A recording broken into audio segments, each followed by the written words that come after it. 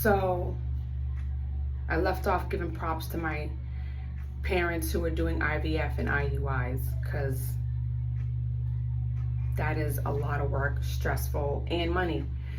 So my OBGYN referred me to a fertility clinic that was in the same building as her. I went to see them and I said, listen, I don't want to do IVF. I don't want to do IUI. I said, I've seen people go through that. I don't want to go through that. I want to do it naturally. I just want you guys to tell me how my supply is looking.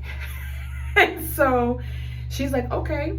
So I did some blood work and I came back like a week or two later, and I think the doctor was salted because she probably didn't like the fact that I didn't want to spend the money and I wasn't going to be the person to pay her to do IVFs or IUI. So she was like, well, here are your results, and you're not even a candidate for IUIs or IVFs because your egg supply is really low, so you can't even, get pregnant on your own.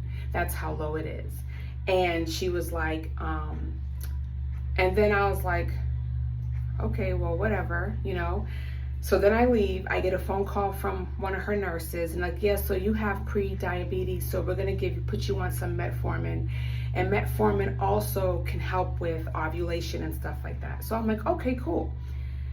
I didn't like the fact that they said I was pre-diabetic, but I did start taking the metformin. And then time passed, I still wasn't getting pregnant. So I'm like, all right, maybe the doctor wasn't, she's still salted, but maybe, I can't. Maybe I'm not a candidate. And then so they called me in for an HSG, which is when they check to see if there's any blockages in your tubes. And I had a blockage many years ago before I had my first child, and that's why it was a fibroid and they had to remove it, and that's why I had to have C-sections after that surgery. So they do the HSG, and I'm thinking this time it's not gonna hurt because there's no blockages. There was a blockage on my left this time, and it hurt. And so he's like, yeah, you have a blockage on your left. He showed it to me, and he was like, so what we can do is, what's the next step is that she's gonna have to give you some shots. I don't think anyone told this doctor that I wasn't going to do the IVF and IUI. And so he's like, so the next step is you're gonna get a phone call from the nurse, and they're gonna give you medication to start taking to help with your ovulation and stuff like that. And I'm like, okay.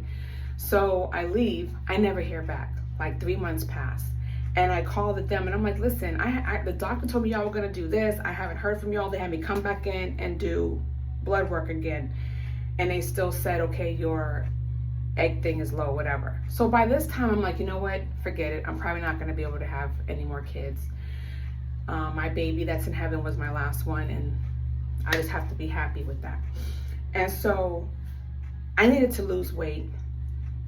And I talked to my doctor, and he's like, listen, I'm gonna put you on Wegovy, and that's gonna help you lose weight, and it's gonna help you because you're pre-diabetic. So I get on Wegovy, and after taking the first 4 dosages, they are out. I go to my pharmacy, they can't order it, like nobody has it. Like he sent me to 4 to 5 different pharmacies, no one had it. It was like an outage all over the place because they were giving it to the rich celebrities. So that's my thought process. So I wasn't taking it. He's like, this other medication's coming, it's called Zepbound. I want you to take that you may have less trouble filling that. So then I think like 3 months had passed. I started taking Zepbound, and I finished my first 4, and I was on the 5 milligram one, and I had taken those 3, and it was the month of my birthday.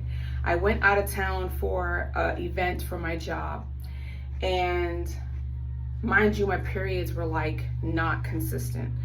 So I thought I was going through early menopause. And so I went to this event, had some drinks. They tasted weird. The wine was fine, but the mixed drinks were gross, so I stopped ordering them. The food tasted weird, so I started ordering other stuff, and it tasted good, so I ate that. But then I felt like crap. I couldn't go to any of the events that I had said I would go to. I was like TMI, throwing up, front and back, sick. And I'm like, what is going on? And then so I go home. I took my third dosage. And then I'm like, you know what? I was sick and tired of taking pregnancy tests every time my period didn't come on. So I'm like, I'm just gonna do it this time, whatever. I take it, it's positive. I was like, what in the heck? I cried. And I took a picture of it. I sent it to my husband. He's in this bathroom. I run downstairs and I'm like, Hav, and he goes, are you kidding me? And I'm like, no. And I was like crying. I was like so happy. I called my doctor and they were like, oh, you have to wait till you're 8 weeks before we can see you. And I was like, that's not happening. I called my doctor's nurse. Now that I have dope insurance, I can go back to my GYN. So I called her nurse and I'm like, listen, based on what happened last time, I don't want it to happen again. I'm in I don't know how many weeks I am because my period's never correct. I got a positive pregnancy test. She's like, all right, we're gonna get you in. So they got me in like in 2 weeks.